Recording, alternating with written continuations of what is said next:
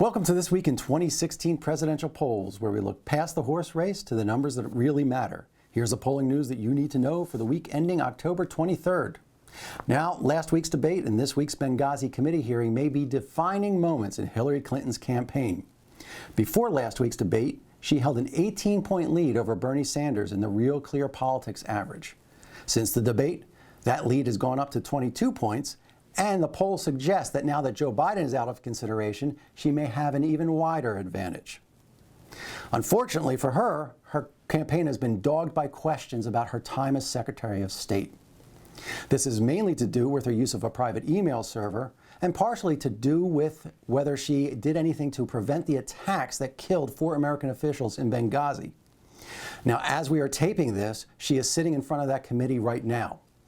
So let's take a look at where public perception stood as she entered the hearing room. Among Democratic primary voters, the email controversy is largely a non-issue. A recent Suffolk University Boston Globe poll found that 62% of New Hampshire Democrats were not bothered by the fact that she used a private email server and later deleted some of those emails. Just 36% are bothered by this. An Iowa poll from Bloomberg and the Des Moines Register found even fewer Democrats in the first caucus state are bothered by this. However, a National Monmouth University poll finds a partisan split on her explanation of this issue. 6 in 10 Democrats feel she has come clean about how she handled her email correspondence, but just 13% of Republicans agree. Importantly, only 1/3 of independents say the same.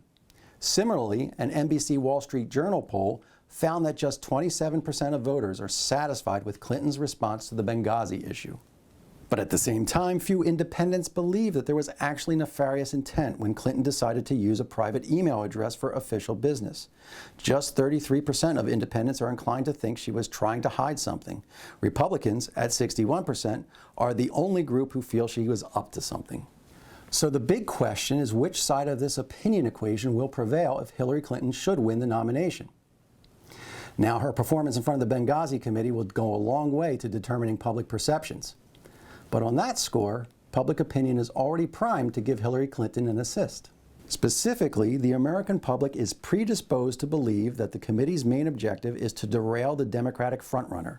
A majority of 52% say they are mainly interested in going after Clinton.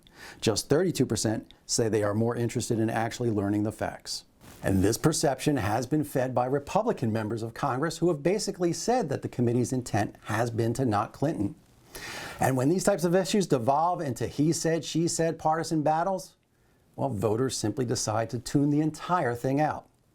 In fact, the Monmouth poll found that 6 in 10 voters agree with Bernie Sanders. They are tired of hearing about the damn emails.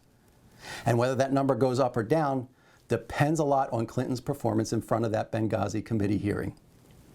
And those are the highlights and lowlights of this week in 2016 presidential polls. Until next time, I'm Patrick Murray from the Monmouth University Polling Institute.